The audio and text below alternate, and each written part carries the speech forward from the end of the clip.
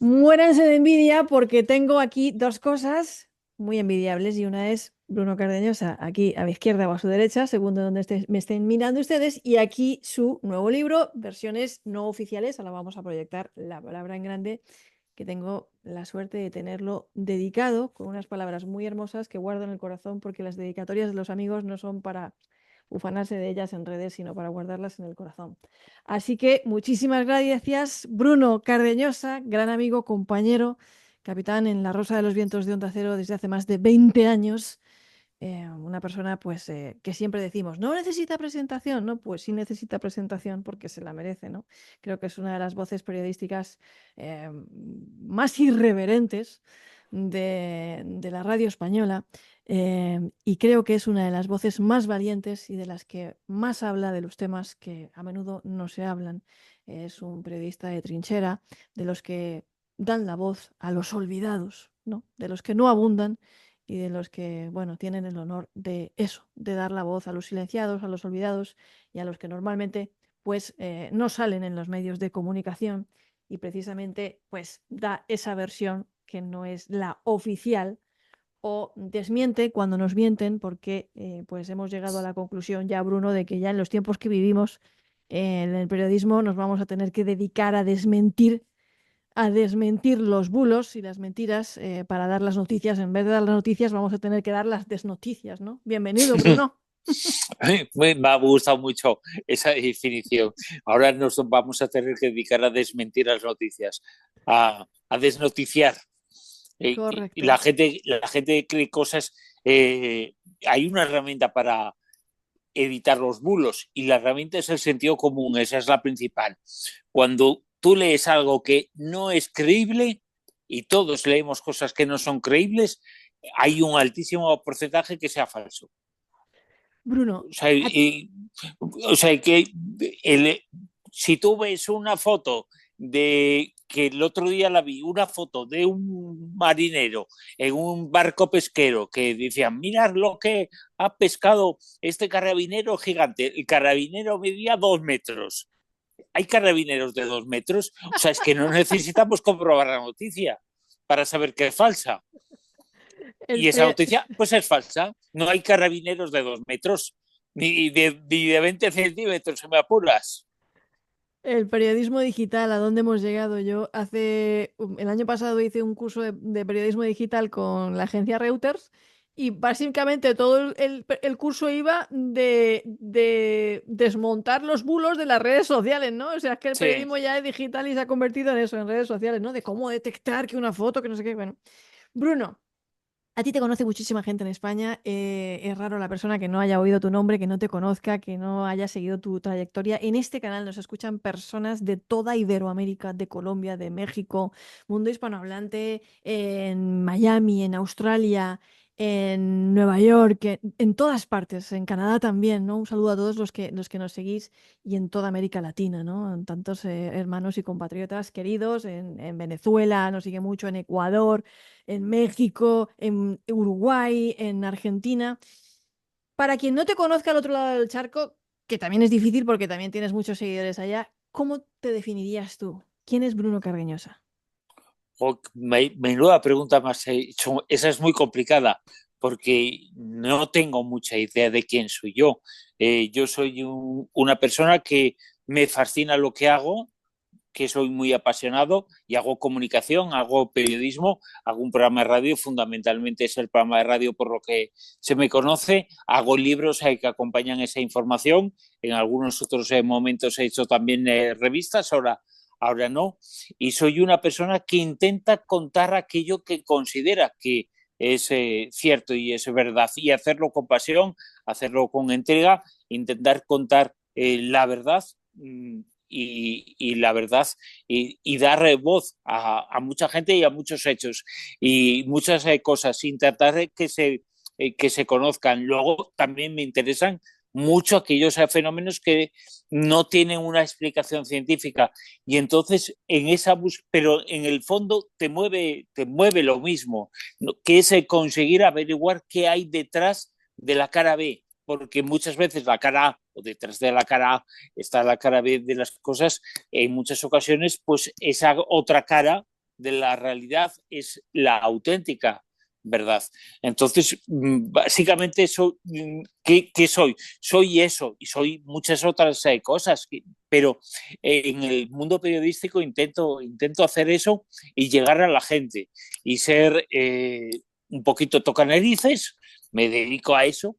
Yo creo que el periodista tiene que tener eso como vocación, ser muy tocanerices, porque nuestro trabajo es tocar las narices a quien sea, pero hacerlo no desde el divertimento y desde el ocio, sino hacerlo con información. La información a veces toca las narices de otros y no hace falta decirle, insultarle o dirigirte a esa persona, sino que cuando tú desvelas algo que no conoce el 100% de personas o le das a conocer algo que no conoce el 100% de personas, pues se sacia la curiosidad de que te escucha, de que te ve, de que te oye, y a nosotros ahora de que nos ve. Bueno, pues el mundo ha cambiado, afortunadamente tenemos 1000 medios para expresarnos y 1000 formas. Entonces, creo que Bruno Cardeñosa lo que es alguien que no quiere estropear esa posibilidad, aunque bueno, no se me da muy bien estas cosas, que para hacer la comunicación que la gente lo sepa, para yo poder poner la cámara, está un buen rato. Para poner la cámara, o sea, pero no se me da muy bien eso, ¿no? Porque eres de una generación de los que quedan pocos, de los que yo sé que te has metido en sitios, que te has infiltrado, entre comillas, sí, infiltrado, ¿no? Que has metido las narices, como tú dices, en temas en los que, bueno, pues uno llega a tener miedo, ¿no? Por eso, porque uno, y el periodismo precisamente, y la figura del periodista, pues corre riesgos, en algunos países más que en otros, ¿no? Pero bueno, todos tenemos compañeros y hemos vivido en nuestras carnes, el que más o el que menos, pues la amenaza de aquellos que pues están en el poder, ya sean del lado de pues un grupo de narcotraficantes, de lo que sea, ¿no? Y has pasado tus momentos, ¿no? ¿Cuál dirías tú que ha sido el momento más peligroso de tu carrera? Eh, ¿Has tenido más miedo? no siento haber tenido miedo por el ejercicio de la profesión. No hay hechos por los que yo haya sentido que tenía miedo. He tenido miedo por el ejercicio del trabajo a nivel laboral, por eso sí, pero no por el ejercicio de la profesión y del periodismo. Afortunada y desafortunadamente. Afortunadamente porque vivimos en un país como España, en donde es un país relativamente tranquilo, no es peligroso hacer periodismo, aunque le toques las narices a alguien, hay todo un sistema que te protege, te ayuda al que ese alguien se pueda acoger y al que tú te puedes acoger si estás dañado por ese alguien. Y creo que estamos en un país, en una realidad que beneficia mucho eso. Ojalá pudieran decir lo mismo en aquellos países en donde ejercer el periodismo es ya de por sí un riesgo. México, por ejemplo, o Venezuela o Colombia también es peligroso. Ahora mismo, pues México es quizá el país de los nuestros, de los que hispanoparlantes de Europa, de América, en donde es más complicado. No quiero imaginarme lo difícil que tiene que ser ejercer el periodismo en Filipinas, por ejemplo, pero no tengo ni idea, pero debe ser complicadísimo, debe ser muy difícil, pero es como otro mundo, otra realidad. Entonces yo creo que soy un afortunado, me dedico a la mejor profesión del mundo en el mejor entorno posible y por eso intento dedicar la mayor parte del tiempo a lo que creo que puedo y debo hacer, que es dar, como decías, voz a las personas y voz a los hechos y contar aquellos hechos que no son del común de los mortales. En tu trayectoria has investigado muchísimos temas de gran variedad, ¿no? Pues temas relacionados con la política, con las conspiraciones, ¿no? Con las versiones no oficiales, con temas clasificados, desclasificados, con temas relacionados con el misterio. Y en este libro, en versiones no oficiales, que está en desclasificado, ahora después vamos a ver datos de cómo la gente lo puede conseguir. Tú abordas una serie de temas más conocidos o menos conocidos, porque a lo mejor, pues hombre, el intento del asesinato del Papa, pues a lo mejor más o menos la gente ha oído hablar de ese tema, ¿no? Pero no tanto de otros temas y desde luego no desde el enfoque desde el que tú los abordas. ¿Cómo llegas, por ejemplo, al tema de los espías? Pues en ese libro te lleva a un montón de circunstancias y cada cosa pues tiene su historia, su relato, su acontecimiento. Por ejemplo, el tema de los espías, que me parece uno de los más interesantes, de los que abordo en diferentes capítulos de este libro. Ese espía que estuvo involucrado en muchísimos hechos. Fue una cosa relativamente sencilla. Ese espía del que yo hablo, yo mantuve una serie de conversaciones, una Estamos serie hablando de... de El Lobo Gris. No, no. No, estamos También hablando aparece en de este Paesa. libro. De Paesa, No, entonces. Paesa aparece porque Paesa es una de las personas de las que yo hablo. Hablo de Giuliano, que Ah, aparece vale, vale, en el vale. Es que libro. abordas Eh, varios, por eso decía. Claro, Vamos a claro. Y clarificar cuál. Giuliano es el espía con el que yo tuve, y aparece en este libro, una serie de conversaciones, él me demostró una serie de cosas y sobre todo me las demostró pues con hechos, con acontecimientos. Un, un, fue tan sencillo el contactar con él como que yo había publicado, y yo entonces estaba en una editorial, en esa editorial había publicado un par o tres de libros, y ese espía que ya había entrado en los 70 años, quería contar las cosas, quería contar y quería la gloria que la vida le había negado, y me contaba una serie de cosas. Y él se puso en contacto con la editorial porque quería contactar conmigo. En la editorial vieron que aquello podía ser interesante y se estableció el puente a través del correo electrónico, pues lo lógico en cualquier caso de estas características. Se estableció un contacto con ese espía, con Giuliano, un espía que había trabajado, y lo pude comprobar, había trabajado para la KGB, para la CIA, para el Servicio Secreto Español y sobre todo para el Servicio Secreto Italiano. Había estado involucrado en acontecimientos desde la matanza de Atocha hasta la construcción, que la había gestionado él, del gobierno español de varios aeropuertos en Asia, porque él era fundamentalmente un negociante, como casi todos los espías. Los espías hacen su trabajo para abrir campos y para liberar acontecimientos y circunstancias complejas que impiden la ejecución de unos hechos. En esta ocasión, pues son hechos fundamentalmente siempre económicos, lo que hay detrás de muchas cosas. Y yo todos los días, durante una semana, me reunía con él, hablaba con él, yo lo cuento en el libro. Esas reuniones semanales eran espectaculares. En una ocasión, yo recuerdo como no sé lo que me estaba contando en ese instante, el espía Giuliano era su nombre, su pseudonombre, Su nombre en uno de clave. los, sí, uno de los muchos que había utilizado en su vida.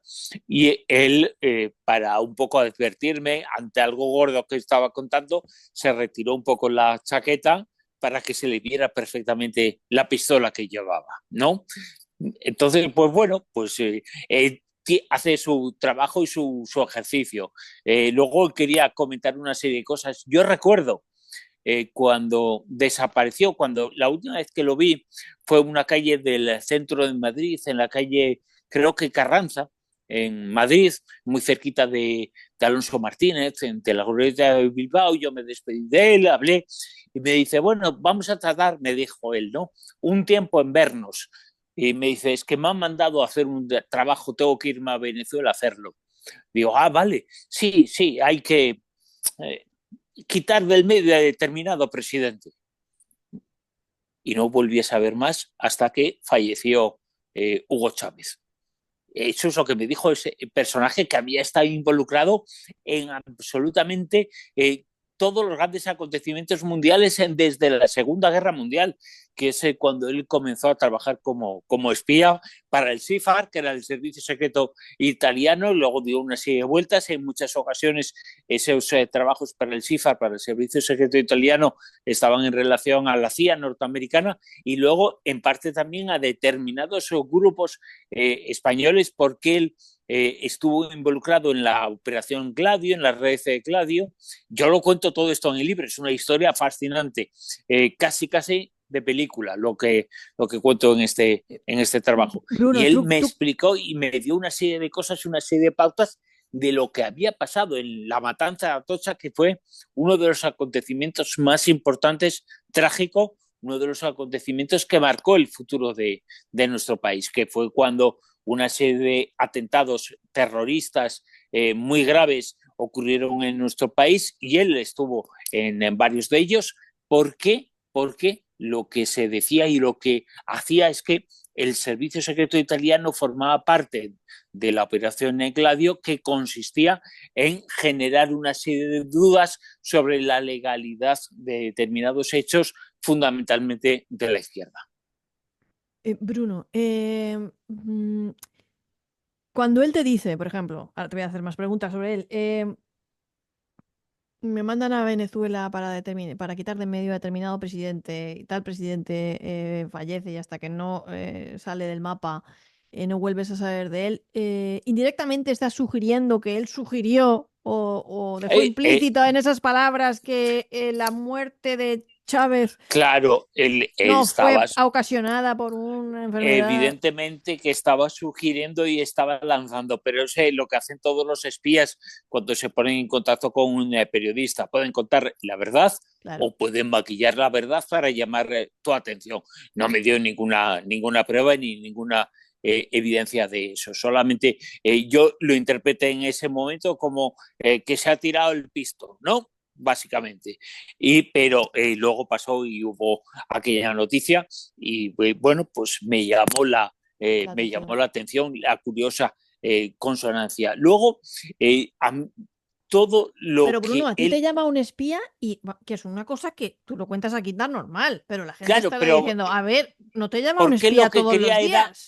él lo que ¿Qué quería quería eso?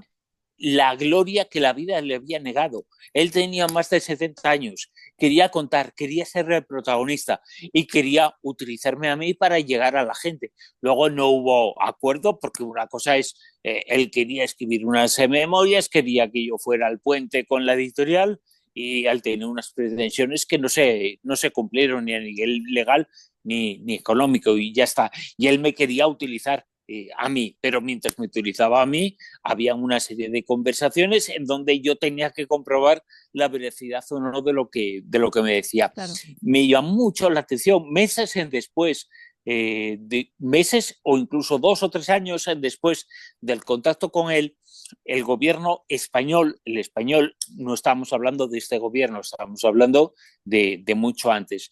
El gobierno español había llegado a una serie de acuerdos con el gobierno de otro país asiático para, a cambio de 10.000 millones, nada más y nada menos, 10.000 millones de euros, construir una serie de pistas de aterrizaje, un aeropuerto en ese país oficial.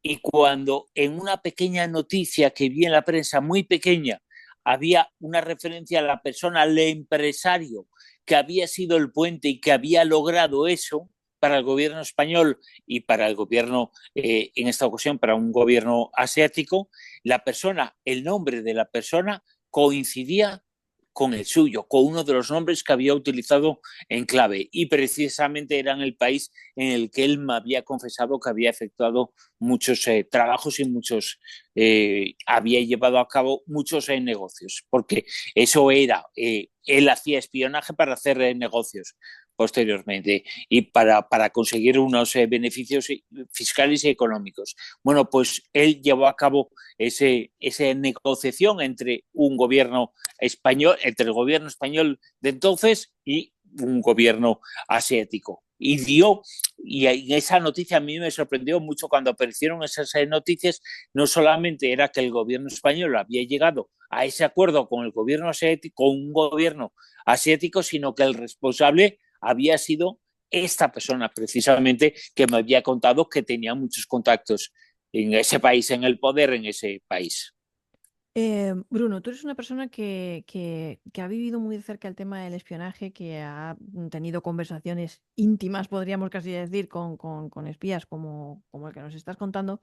Nosotros tenemos compañeros como Manuel Carballal o qué decir de Fernando Rueda, que también pues, han convivido mucho con espías que tienen la pretensión, como tú dices, o llegan a revelar ciertos datos y cierta información que uno llega a preguntarse contradictoriamente, pero ¿qué clase de espía va a contar a un periodista, ¿no? Que somos unos bocachanclas, esto, lo otro, de más allá, ¿no? Pero has revelado un pequeño detalle que es una necesidad de vanidad, ¿no? Como tal Claro, vez quienes hayan leído las memorias de un sicario se habrán dado cuenta que sin ser espía, pero uno que cierta persona que trabajaba para corporaciones transnacionales con el fin de extorsionar y para conseguir ciertos negocios, llega un momento en el que se arrepiente, otros no, simplemente por vanidad, como tú has dicho, y quiere contar al mundo lo que ha pasado.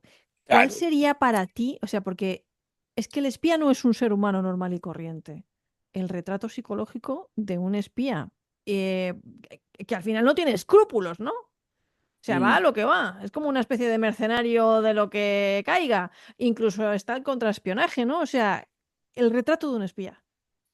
El retrato de un espía es básicamente el retrato de una persona que hace un trabajo y lo hace bien, por eso es espía y se dedica a eso, el trabajo que se le pide, pero en un momento determinado surge en casi todos los casos, y no hay espías con 30 años que cuenten acontecimientos y cosas muy importantes, ni con 30, ni con 40, ni con 50, sino cuando el paso del tiempo hace despertar ese ego por dar a conocer lo mucho que él cree que ha hecho en defensa de un país o para mover determinadas cosas. Entonces el espía se convierte también en alguien que tiene la necesidad de que le pasen la mano por el hombro y, y utilizar a un periodista, a un contador de historias para llegar a la gente, para que todo el mundo conozca lo mucho que él ha hecho y lo importantes que han sido sus servicios.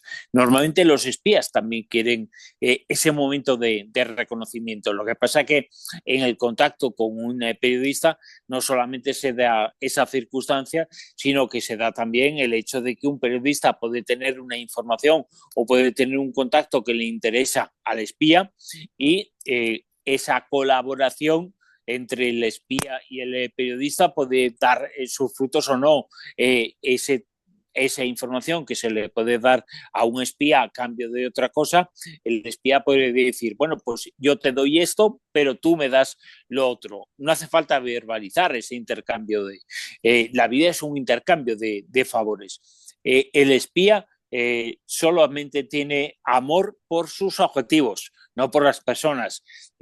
Tiene mucha, le interesan sobre todo los hechos, mucho más que las personas.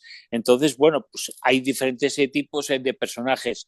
No creo que entre los espías haya muchos poetas, muchos novelistas, no hay mucha empatía, son personas que hacen un trabajo muy bien, pero que se dedican a ese trabajo. Y entonces los periodistas tienen que facilitar que de alguna forma puedan conseguir lo que ellos quieran o lo que ellos ansían. Me dejas alucinada, ¿no? Pero creo que al final es un poco el complejo de Dios lo que les lleva un Claro, poquito a, ¿no? Que están ahí moviendo los hilos, ¿no? A esa necesidad de aplauso, ¿no? De claro. reconocimiento, casi narcisista, ¿no? Esa explosión de ego. He hecho esto y que la gente lo conozca, que soy muy importante, eso que has estudiado tú en los libros, yo estaba detrás. Los espías piensan muchas veces eso, ¿no? Y en muchas ocasiones necesitan salir de ese anonimato a la que les obliga su trabajo. Hablas de otros espías, hablas de Paesa, hablas de El Lobo Gris. ¿Con cuál de los dos te quedas o no te quedas? ¿No? Y desde luego que con Paesa es un personaje. Yo le dedico un capítulo que hice. Son colecciones de investigaciones, reportajes, un capítulo que tiene su origen en un escrito, en un artículo después del supuesto fallecimiento de Paesa, de Francisco Paesa, Supuesto.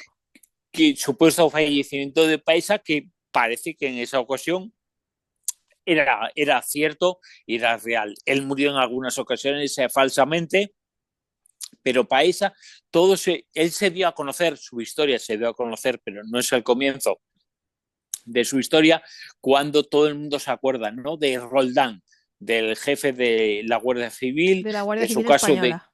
de su caso de corrupción, cuando él huyó a un país asiático también, y desde ese país asiático, desde Laos, se volvió a España. Bueno, pues la persona que tenía toda la información, que tenía todos los contactos y pudo resolver el caso para beneficio del gobierno español fue Paesa, Francisco Paesa, que efectuaba, es uno de los espías, es casi de película, no, se ha llegado a hacer películas sobre él, es un personaje absolutamente novelesco, un personaje que consiguió eso, que hay muchos nubarrones sobre su trabajo, se ayudó, no, si al jefe de la Guardia Civil, si el jefe de la Guardia Civil escondió su dinero porque se lo facilitó Paesa, todas esas cosas no se saben y se desconocen, pero se sabe que gracias a Paesa el jefe de la Guardia Civil volvió a España, volvió con esos, creo que eran 800 millones de pesetas que se había llevado. De Entonces, la época, que era el bastante mundo dinero. todavía se movía en pesetas, España todavía se movía en pesetas, no en euros como en la actualidad. Y él ha efectuado una cantidad enorme de trabajos. Él facilitó la llegada al poder de Teodoro Obiang en Guinea, su estancia en el poder de Teodoro Obiang en Guinea, y ha efectuado otra serie de trabajos, incluso, por ejemplo, gracias a sus labores de espionaje se han detenido, se ha podido detener a algunos traficantes de armas muy importantes a nivel mundial, que efectuaban una serie de operaciones que tenían que ver con nuestro país, que fundamentalmente tenían que ver con el sur de España, y él se encargaba o se encargó de delatar o facilitar una información que permitió la detención. No se sabe bien nunca para quién trabajaba, que es otra de las circunstancias de los espías. No se sabe exactamente para quién, sobre todo de esta gente libre, de estos agentes y espías libres que los contrata el mejor postor. Paesa es uno de ellos, pero gracias a Paesa se han conseguido muchas cosas. Gracias a Paesa, gracias a sus investigaciones, se lograron frenar algunos atentados de la banda terrorista ETA, que efectuó muchos, pero que otros muchos se abortaron gracias a las intervenciones y gracias a los contactos dentro de los malos, a los contactos que él tenía, ¿no? A veces es el mismo gobierno o los servicios secretos los que te señalan, los que buscan a una persona para que se convierta en espía, ¿no? Porque reúne ciertas características y otras veces no. ¿Cómo se convierte uno en espía de nadie y de todos a la vez? No tengo ni idea. Eso está... No Porque claro, yo no, me pregunto, ¿cómo se convierte uno en espía de todos y en espía de nadie? O sea, ¿cómo? ¿Cómo? claro, porque en realidad hay algunos espías que trabajan para un gobierno, para un Estado, para un servicio secreto, y hay otros que parece que van por libre. Nunca sabemos la realidad, ¿no? Paesa es uno de los que parece que van por libre, pero sabemos que también efectuaba fundamentalmente trabajos para los servicios secretos españoles, pero eso no quiere decir que no los hiciera para otros muchos. Mm, ¿Cómo se Pues es una mezcla de cuando una persona es muy kamikaze en los hechos que protagoniza, muy libre, no tiene ataduras normalmente personales, ni amorosas, ni de ningún tipo de esas características. Y eso, esa libertad, esa supuesta libertad, le lleva a poder efectuar una serie de pues, de acciones al margen de de un servicio secreto o un servicio secreto en otro, pero en realidad trabaja para sí mismo, ¿no? Yo no sé si ustedes se convertirían en espías. Si algún gobierno llegara ahora, alguien, y les dijera, necesitamos sus servicios, no, piénsenlo, ¿ustedes sacrificarían quiénes son ustedes, porque a lo mejor tienen que morir en una parte de ustedes, ¿no? Parte de su identidad para tener un perfil bajo o renunciar a muchas cosas para convertirse en espía. ¿Tú te convertirías en espía, Bruno? No, yo creo que no. Creo que no. O sea, nunca se puede asegurar nada al 100%, pero evidentemente no. Mi objetivo y mi trabajo es saber algo de su trabajo, pero no se reparte. Y no creo que humanamente tampoco esté preparado para eso. Hay que mantener muchos secretos. El espía tiene que ser alguien que ni piense en los secretos que conoce, ni que le dé vueltas, que no existieran, ni siquiera o sea, porque a un espía se le puede escuchar hasta el pensamiento. Entonces, yo no valdría para eso. Creo que no valdría para eso. Evidentemente puede haber unas necesidades y en un momento determinado unas necesidades personales te pueden llevar a eso, ¿no? Pero no sería espía. Creo que no sería espía. Piénsenlo ustedes, déjenlo ahí en comentarios. ¿Ustedes serían Pero espías? los espías, una de las cosas fundamentales que hacen los espías es negar que lo son. Bueno, mientras ustedes van pensando si se convertirían en espías o no y tendrían una vida de película, aunque fuera por un objetivo muy noble y a costa de lo que fuese, recuerden que a veces cuando entramos en el a costa de lo que sea, uno se plantea hasta qué punto se está convirtiendo en lo mismo que pretende derrocar, ¿no? Vamos a pasar a otros temas del libro de Bruno, que no se crean ustedes que les voy a contar todo el libro ni que vamos a pescar aquí todo el índice, no, porque para eso tienen ustedes que leerse el libro, porque además es una delicia. Yo me he leído varios libros de Bruno y la verdad es que te lleva a ese casi a ese diario de reportero que te hace vivir en primera persona, pues esa investigación, ¿no? Ese trabajo de campo. Te interesan mucho los extraterrestres, pero las personas son más Claro, importantes. Pero bueno. correcto. Mira, estamos en una época en la que la globalización se ha acelerado de forma brutal. Los procesos, pues eso, el mundo está cada vez más hiperconectado, sociedad líquida, ¿no? En la que, bueno, pues ha habido una apertura al mercado neoliberal, al intercambio, al borrado de barreras, ¿no? Pues la Unión Europea es uno de los grandes ejemplos de esta apertura, ¿no? De esta unión y estos lazos entre países, pero al mismo tiempo y coincidiendo con esos monstruos que han ido cayendo, esos enemigos grandes, como, bueno, pues la Guerra Fría, ¿no? Ya no es el enemigo Rusia, ¿no?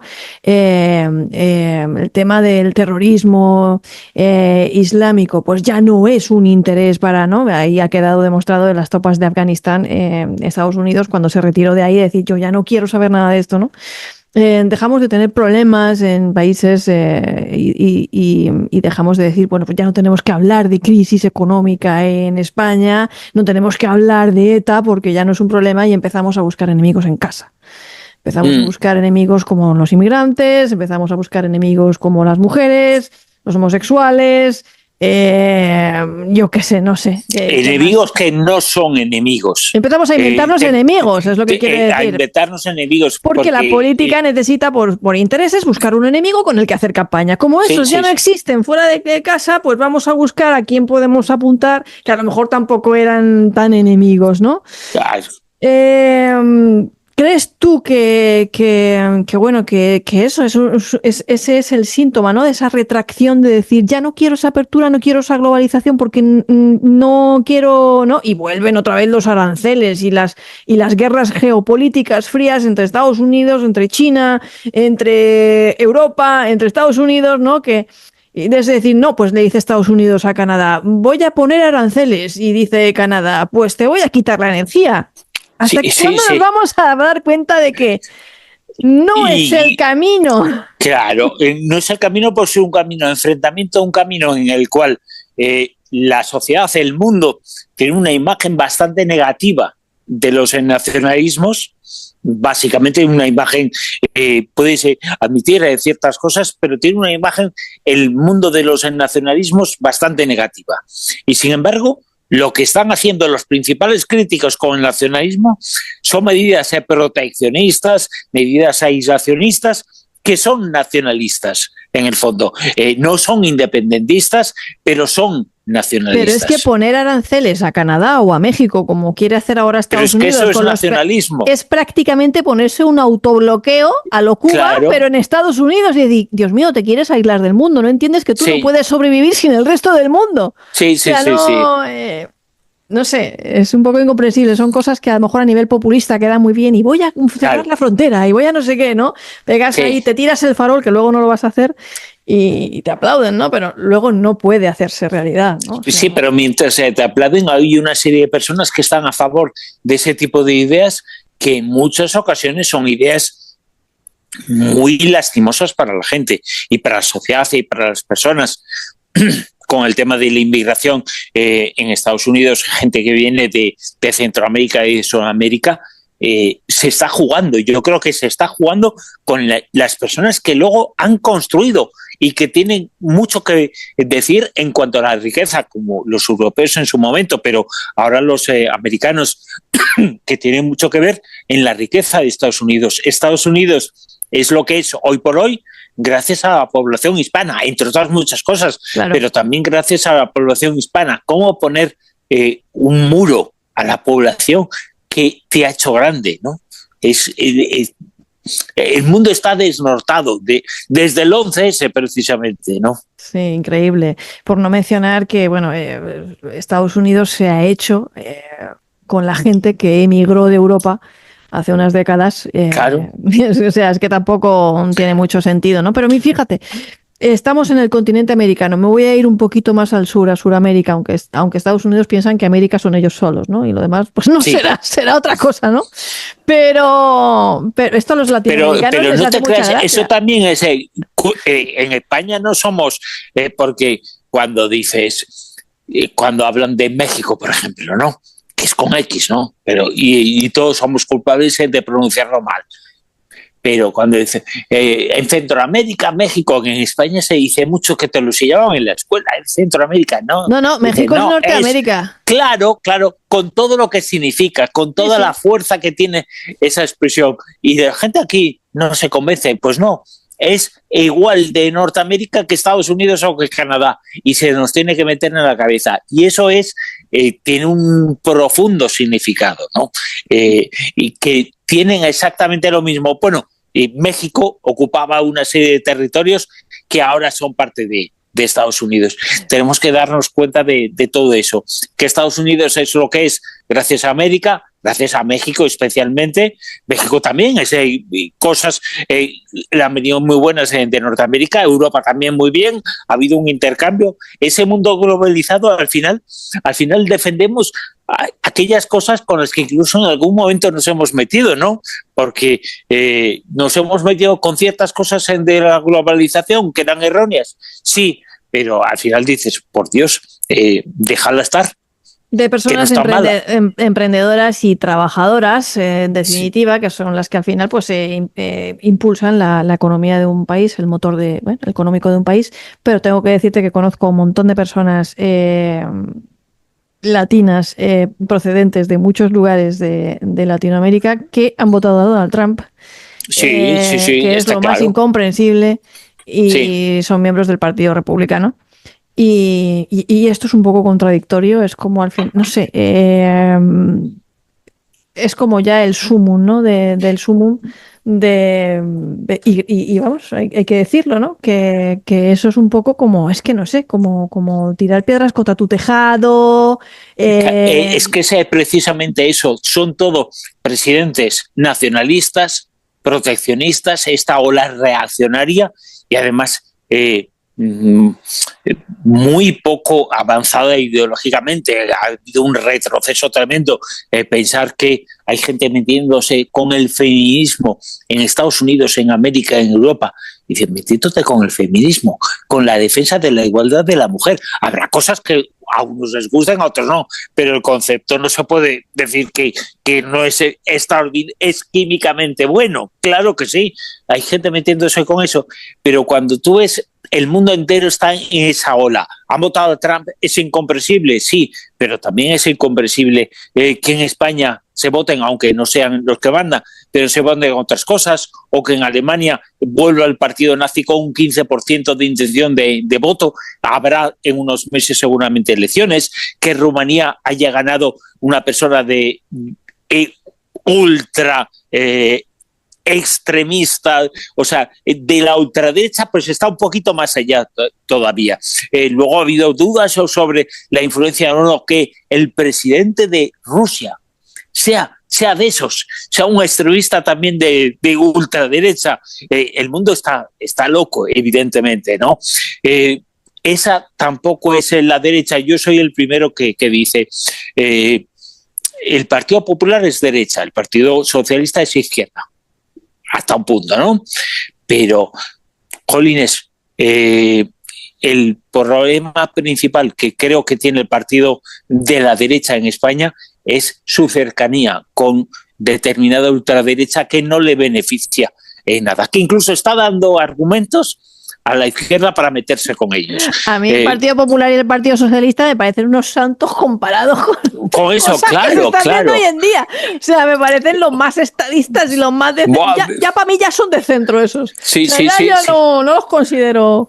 El problema es pues eso, que al final, pues por el tema de cómo funcionan las elecciones democráticas en España, pues los escaños que se obtienen los obligan a pactar con unos o con otros y ahí es donde viene el desastre, ¿no? Claro, claro. Pero en Estados Unidos hay un sistema electoral totalmente distinto, pero que ha permitido, con una diferencia muy pequeña de votos, pero muy pequeña, del 3%, no es tan grande, no ha arrasado Trump, pero tiene mucho más diferencia del 13% en cuanto al número de no son diputados, pero para que nos entendamos un poco, ¿no? Son representantes electorales, pero básicamente la diferencia es mucho mayor del resultado electoral. No hay sistema electoral perfecto en ninguna parte del mundo. Ni siquiera en Francia, que pensábamos que era un sistema ideal, y mira cómo están ahora, ¿no? Era un sistema ideal por la doble vuelta, por la República, pero sin embargo están ahora peleadísimos, ¿no? Y se ha inaugurado, reinaugurado, no se ha inaugurado Notre Dame, sino que se ha reinaugurado, y entonces ha faltado el Papa de la Iglesia, cuya iglesia más importante es, después del Vaticano, esa de Notre Dame. Ha faltado el rey español y la reina, entonces ha faltado también el gobierno, y al final se han rodeado, el presidente francés se ha rodeado de alguien que no es presidente de los Estados Unidos, que a su mujer que ha ido ahí la ha puesto al final únicamente porque le interesaban sus votos y el apoyo de la ultraderecha de Le Pen, contra la que había estado anteriormente, pese a ser conservador, pero había dado muchos ejemplos de estar en contra de esa ultraderecha, pero había que llevarse bien con Le Pen y con Trump para conseguir apoyo al nuevo presidente de la República, que tiene que ser...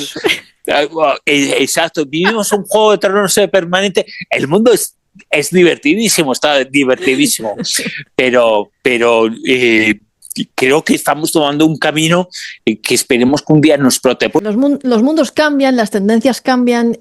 Pues yo, que aparte de antropóloga, soy filóloga, cuando estudiábamos literatura, historia de la literatura, los movimientos literarios, pues lo que te das cuenta es que un movimiento literario siempre iba precedido y antecedido de lo contrario. Es decir, ahora viene el romanticismo y después viene el realismo, ¿no? Y después ¿no? Siempre hay como un movimiento reaccionario a lo anterior. Y pues ahora pues el neoclasicismo otra vez, ¿no? A lo anterior, ¿no? Si cuando hay un movimiento así como más hedonista o más romanticista o más hedonista o más abierto, en definitiva, viene luego seguido por otro como más ortodoxo, más reaccionario, más clásico, más...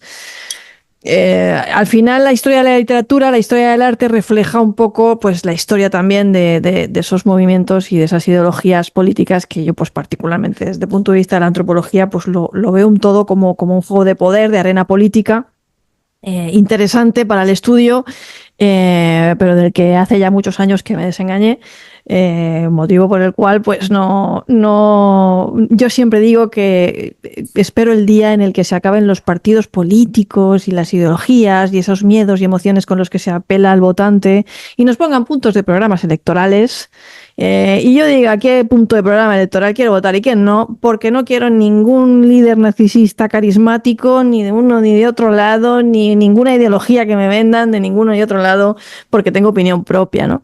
Pero bueno, no sé si ese mundo llegará de decir, vamos a votar puntos electorales aquí como si tuviéramos un grupo de ingenieros y economistas sin partido, sin nada detrás, que hagan propuestas por mejorar este país y veamos si funcionan o no funcionan sin complejo de Dios. Oye, también decir, no, es que esto no, sin casarnos. Oye, vamos a ver si funciona. ¿Ha funcionado bien? No, pues otra cosa. Vamos a seguir Claro. discutiendo a ver qué es lo que funciona. Vamos a América, América del Sur, vamos a Colombia, que es donde yo vivo, que ha sido un país estigmatizado durante muchísimos años por el tema del narcotráfico. Todos recuerdan el cartel de Cali, el cartel de Medellín, mucha gente ha visto la película del Patrón del Mal, de Pablo Escobar, de no sé qué, de no sé cuántos, bueno, pues Estados Unidos persiguiendo, ¿no? Esa lucha contra las drogas. Y nos damos cuenta de que hoy, pues esa lucha ha fracasado, de que Estados Unidos está sumido en el fentanilo, en una gran crisis sanitaria y que hemos estado señalando al punto equivocado. En lugar de preguntarnos quiénes o qué países son los que se snifan esa cocaína por la nariz, porque si no hubiera demanda, pues quizás no habría oferta y si hubiéramos centrado la lucha contra las drogas en nuestras propias fronteras, quizás hubiéramos tenido más éxito y no estaríamos enfrentándonos a lo que nos estamos enfrentando en la actualidad, ¿no? Y tú tienes un capítulo en el libro que habla de cómo Galicia se convirtió pues en esa puerta de entrada o en ese lugar o en ese epicentro de la cocaína en España. Es un capítulo, además, escrito, es un artículo, inicialmente es un artículo escrito a raíz del éxito que tuvo en televisión una serie llamada Fariña, una serie que mostraba la realidad de lo que había ocurrido. Y es una realidad en donde nos damos cuenta que algo que puede parecer pequeño, alejado del foco, que puede parecer ridículo, luego se puede complicar mucho, porque todo esto comenzó cuando una serie de pescadores, una serie de personas sin muchísimo poder, pues decidieron comenzar con el tráfico de tabaco en Galicia, y del tráfico de tabaco pasaron y saltaron al hashish y luego saltaron a la cocaína. Y eran gente eran brutos, eran no presuntos paletos, sino verdaderos, auténticos cenutrios, pero se habían juntado y para hacer un extra en sus negocios, que era el de la pesca, pero ese extra, evidentemente, acabó siendo lo más importante porque se hicieron de oro. Y algo que empezó desde muy poco, provocó una desgracia en Galicia, que fue el punto de entrada, pero las víctimas estuvieron en todo el país, pero en Galicia fueron muy, muy destacables, pues se provocó lo que provocó. Hay una fotografía que me parece muy demostrativa, que es una fotografía de un equipo de fútbol, de juveniles, de chavales de 16, 18 años, que murieron prácticamente todos. Y eran deportistas, gente fuerte, gente se supone que sana, y murieron todos por culpa de las drogas, por culpa de las drogas en los años 80. Yo estoy en un barrio, en Madrid, muy cerca de un barrio, en donde en los años 80, todas las mañanas, en la parte de los parques, aparecían personas con sobredosis de heroína. Habían muerto como consecuencia de que les había llegado una partida no muy mezclada, no muy adulterada o adulterada, pero que había provocado un cambio entre lo que ellos tomaban y se inyectaban y lo que vino después, y eso les provocó la muerte. Murieron en España cientos de miles de personas como consecuencia de las drogas. Y parte de esas víctimas vinieron por el hecho de que Galicia se convirtió en el punto de unión entre los grandes narcotraficantes de Colombia y los narcotraficantes de Galicia, que fueron la puerta de entrada al resto de Europa, porque no podemos negar que se abrió una puerta para toda Europa, para la droga, para algo que a nivel humano yo no puedo entender, pero ha pasado. Nunca he tenido la sensación, ni la necesidad, ni la curiosidad, pero ha pasado. Por desgracia, ha pasado. Y es algo que ha hecho un daño a la sociedad tremendo. Pues cuento cómo ese grupo de personas en Galicia, grupo de personas que venían de negocios sencillos, acabaron provocando una auténtica desgracia. Una auténtica desgracia. Recuerdo una entrevista que tuve con uno de los principales acusados como narcotraficante. No recuerdo el nombre ahora, ¿no? Se va a enfadar mucho si no recuerdo el nombre. Le hice una entrevista y después de hacer la entrevista se puso en contacto con la cadena de radio para decir, Bruno, le voy a denunciar, le voy a demandar. Joder, había matado a muchas personas. Y me parecía tan terrible, yo no le hice ni caso y evidentemente no lo hizo y no lo denunció y no porque se le fue la fuerza por la boca, porque dice, si me han acusado y he estado en la cárcel como consecuencia de todo lo que he hecho, que voy a denunciar que me ha hecho una serie de preguntas que no me han gustado. Pues me alegro de que no le hubieran gustado, ¿no? Pero Galicia se convirtió en esa época, años 80, en el nexo de unión entre narcotraficantes, como ahora no me sale el nombre del gran narcotraficante colombiano, ¿no? Pero entre gente de su grupo y gente del grupo de Galicia, digamos que el Atlántico se convirtió en el punto de unión entre ambos, entre los narcotraficantes colombianos, que Colombia no es evidentemente eso, es mucho, afortunadamente, es muchísimo más que eso, y también es muy injusta la conexión que ha habido y la identificación. ¿Qué piensas en Colombia? Y piensas, igual que Colombia no es café, es mucho más. Colombia tampoco es Gabriel García Márquez, es realismo mágico. Estoy tan contenta de que haya salido esa serie de 100 años de soledad y por fin se esté mostrando el talento colombiano y las historias que tiene que decir Colombia, que son muchas más de las que habitualmente se han contado, por desgracia. Y me gusta que lo digas porque tengo dos personas bueno, una de ellas además falleció hace unos años a causa de una sobredosis de cocaína. Pero no es eso lo peor, sino que la gente bueno, que consume, pues no es consciente de la sangre que hay en cada raya.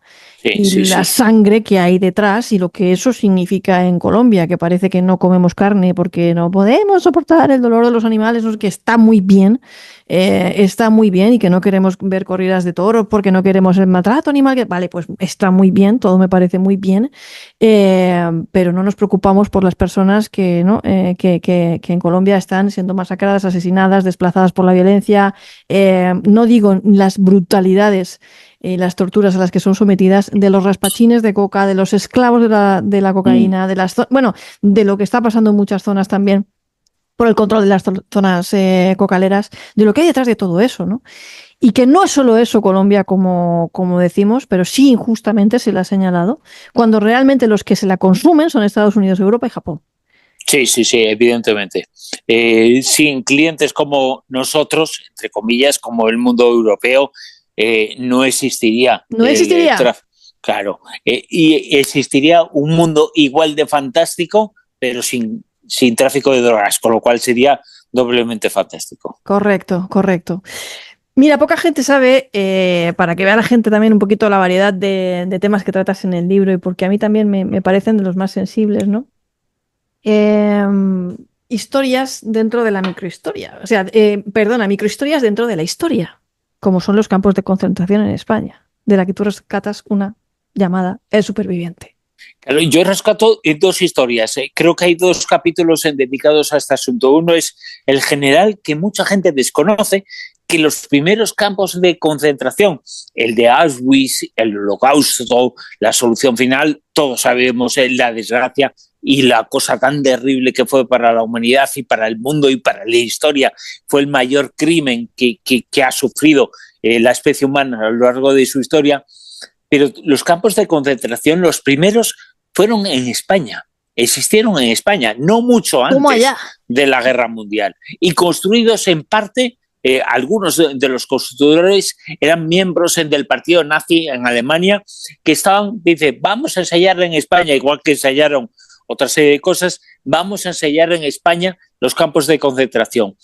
Y se desconoce que hubo más de 300 campos de concentración, no de las dimensiones tan enormes de los que hay en Alemania, en Polonia, en Checoslovaquia, en otros sitios, ¿no?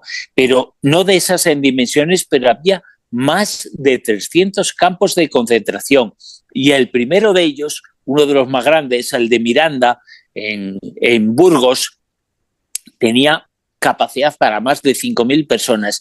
Y juntando todos, durante 4 o 5 años que existieron en España antes de llegar a Alemania, a la Segunda Guerra Mundial, murió 500.000 de personas. Hay un vacío enorme sobre esa información. 500.000 de personas. Fue un auténtico, no de esas dimensiones, pero fue un auténtico holocausto terrible en nuestro país.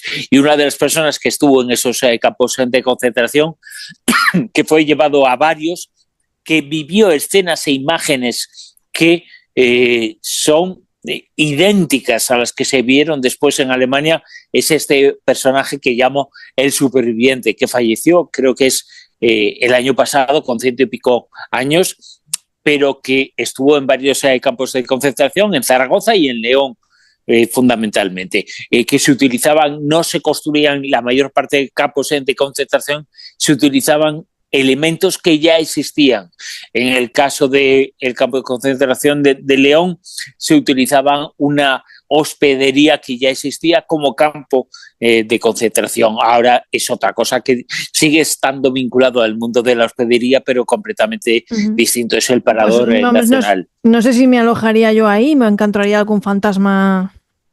No lo sé. En el Parador de León, conocido por todos y todos los que hemos ido ahí en alguna ocasión a León, hemos dormido ahí, fue en la época de la Guerra Civil Española, un campo de concentración en la que estuvo este personaje que me contó cosas fantásticas y que aparece en el libro. ¿Cómo se llamaba y cómo llegó allí? No recuerdo ahora mismo el nombre de él. ¿Cómo llegó? Básicamente era una persona como tantas otras, de una ideología más o menos contraria al poder de Franco, y fue capturado, fue detenido y fue llevado en tren por toda la península, ¿no? Él me decía, pues qué viajes en tren, porque la vida en los campos de concentración empezaba entonces, no empezaba en los campos de concentración, ya empezaba en esos viajes en tren tan de película que son, ¿no? Sí, sí. Dice, no nos dejaban, evidentemente no nos daban de comer,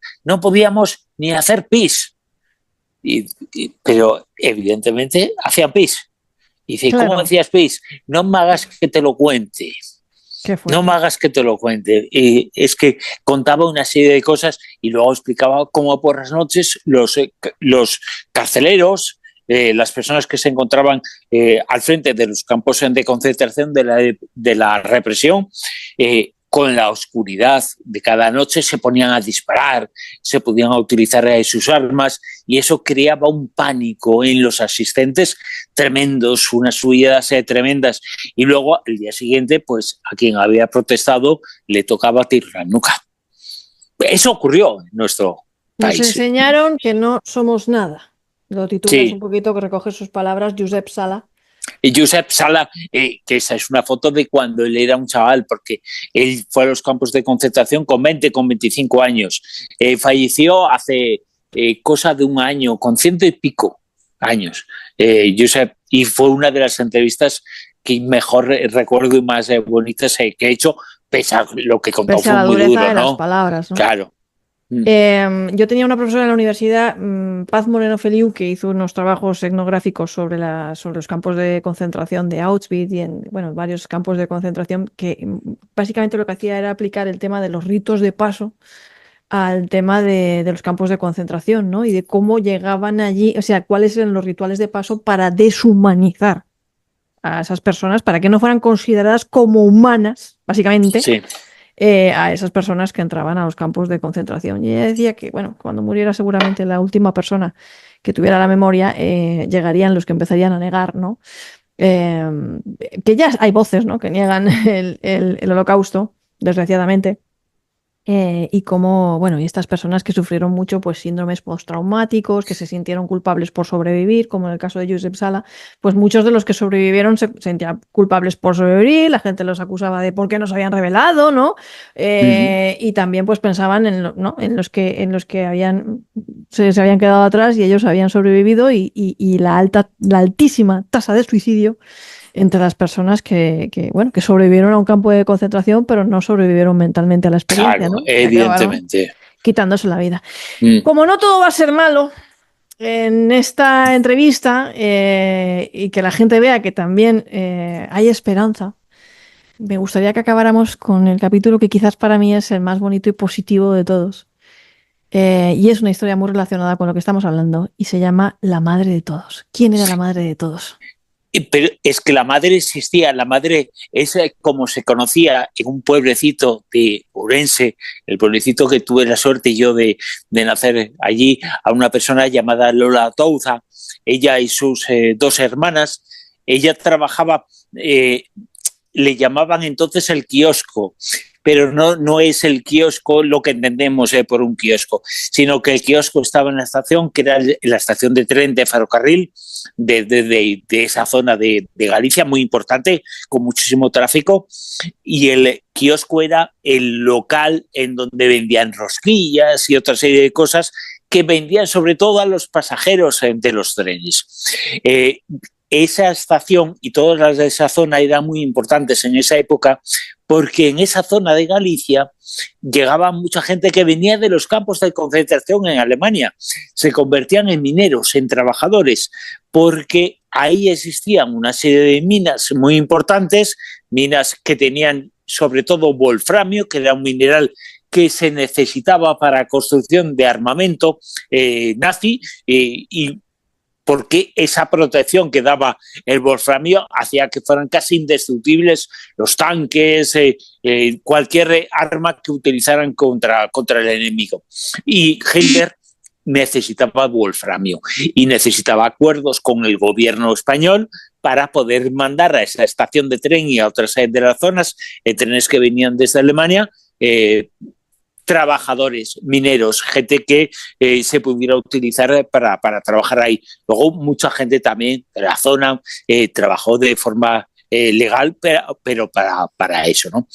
Y un ¿Te día refieres Lola Zou, a que unos estaban, eran trabajadores y otros esclavos de los claro, campos de claro, concentración? exacto, exacto, aunque el objetivo final era ese.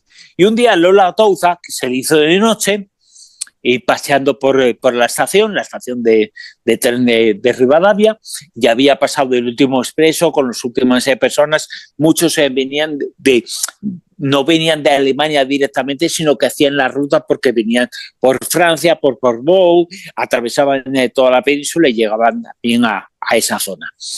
Y había pasado ya el último tren con las últimas personas a bordo, había vendido las últimas rosquillas y paseando se encontró con un señor en mitad de la estación, que evidentemente era llamativo. Y más o menos Lola le dijo, ¿y usted quién es? El hombre no supo nada, pero la mímica es suficiente para saber que tú le estás preguntando a esa persona sobre algo, sobre quién eres, y esa persona, para demostrar quién era, se remangó el brazo y apareció un tatuaje con un número, y ese número era el número de el preso tanto XXX de un campo de concentración. Claro, la vida le cambió entonces. lógicamente. Ella ya había tenido en la guerra civil unos años antes una labor social, había efectuado salvar a determinadas personas de las redes del franquismo, pero esto era mucho más terrible todavía. Y ella se encontró con ese hombre y dice, bueno, ¿y qué hago? ¿Qué hago con él? Entonces, había un agujero debajo del kiosco, una zona debajo del kiosco, en donde se podía esconder una persona. La escondió allí durante un tiempo y luego ya cuando era más de noche todavía, se la llevó a su domicilio, a su casa. Su casa formaba parte del llamado casino, que no es un casino como los entendemos ahora, ¿no?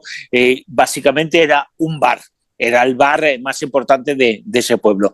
Y ella tenía, y ella y su familia al casino. Y llevó a este hombre, lo escondió ahí, y cuando ya se hizo de día, con la ayuda de una serie de personas, lo sacaron de Rivadavia, lo sacaron de España, lo llevaron primero en el taxi de una de las personas que era amigo de Lola, lo llevaron hasta la frontera con Portugal y ahí lo soltaron, porque Portugal era un país en donde existía más libertad y desde allí se podía ir a América, que fue el destino que se le supone a este hombre. Y ahí, con este caso, comenzó un episodio casi, bueno, sin casi, un episodio de película en donde esta mujer ya no de forma casual, como en este caso, sino que creó toda una red para traer gente a esa estación, para esconder a los que venían desde Alemania y salvar la vida de muchos. No se sabe la cantidad de vidas que se salvarán, con que lo hicieran con una es suficiente, pero se habla, las cifras más conservadoras hablan de 50 personas y algunas hablan hasta de 500. No importa los que fueran.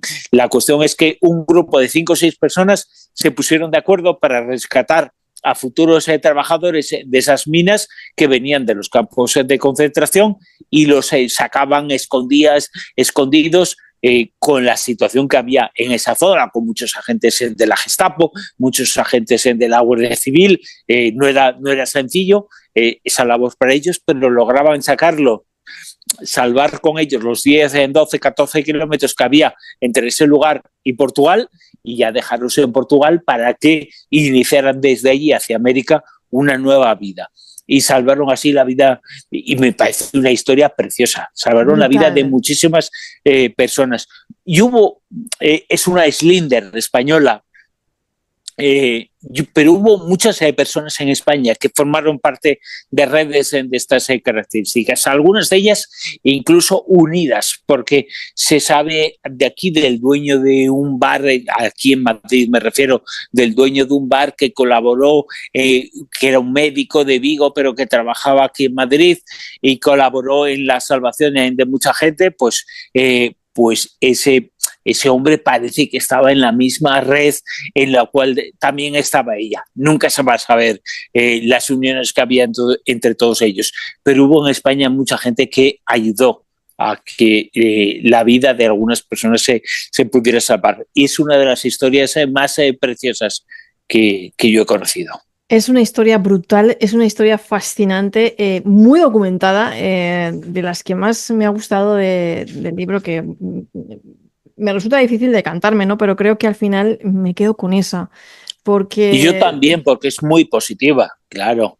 Es la que realmente dice, bueno, dentro de todo lo que vemos, el mundo este que decimos, madre mía, que venga el meteorito ya, esto es lo que te da esperanza, ¿no? Y lo que dices, el ser humano es grande y gracias a estas personas es que merece la pena seguir adelante y merece la pena seguir luchando y merece la pena seguir haciendo lo que hace Bruno Cardeñosa, que es pues ese periodismo valiente, ese periodismo de trinchera, como decía, ese periodismo de denuncia, de dar voz a los olvidados y de hablar de verdades incómodas de las que no todo el mundo quiere oír hablar y de las que a veces pues a muchos les cuesta en el puesto de trabajo, ¿no? O sea, que es que esto hay que decirlo, que bueno, que en algunos países te cuesta la vida y en otros te cuesta el puesto de trabajo. Así que grande Bruno Cardeñosa, valiente Bruno Cardeñosa.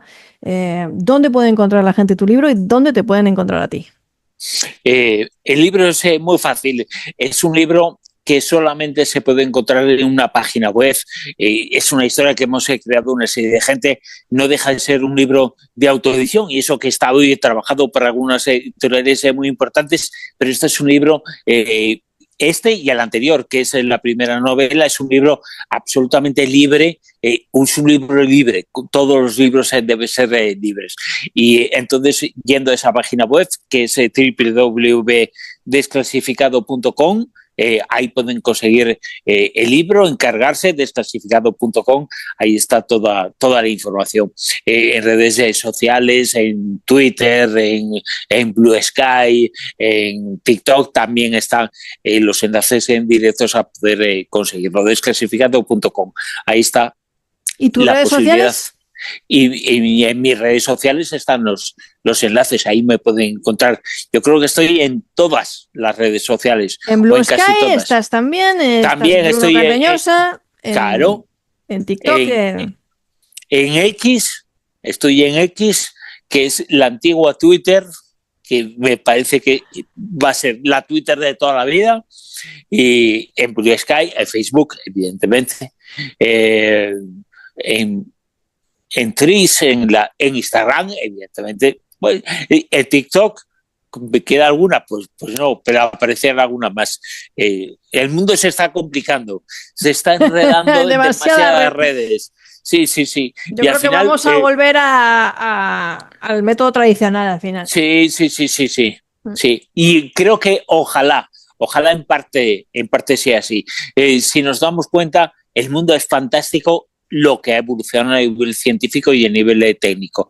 Pero a mí que, por ejemplo, me gusta muchísimo la música, este revival extraordinario que hay de los discos en vinilo nos hace pensar que vuelve, Me encanta. no que se vaya al otro mundo, sino que convivan el otro mundo, recuperar las cosas, igual que los teléfonos móviles que tanto nos esclavizan, se están poniendo otra vez de moda los teléfonos móviles Sí. de la primera época, los que solo servían como teléfonos móviles. Y el tener un teléfono móvil que es un ordenador prácticamente de bolsillo, pero tener también un teléfono que es eso, únicamente un teléfono móvil, también está recuperando. Se está recuperando el mundo del libro también en papel, Sí. el de toda la vida, se está recuperando bastante. Nunca ha desaparecido, pero se está recuperando bastante y vuelves a ver gente.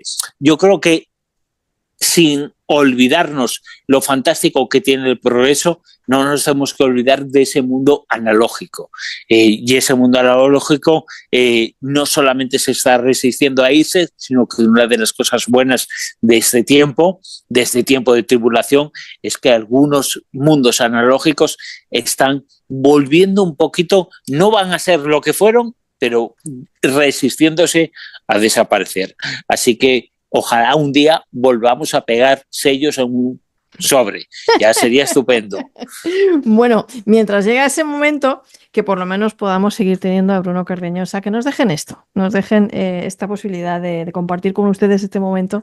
Yo tengo la suerte de tener más de un libro de él, tengo varios ahí también en esa biblioteca, que solo es una muestra de mi biblioteca, porque yo soy también de las del papel y tengo como más de 3.000 libros aquí en España y no sé cuántos también en Colombia.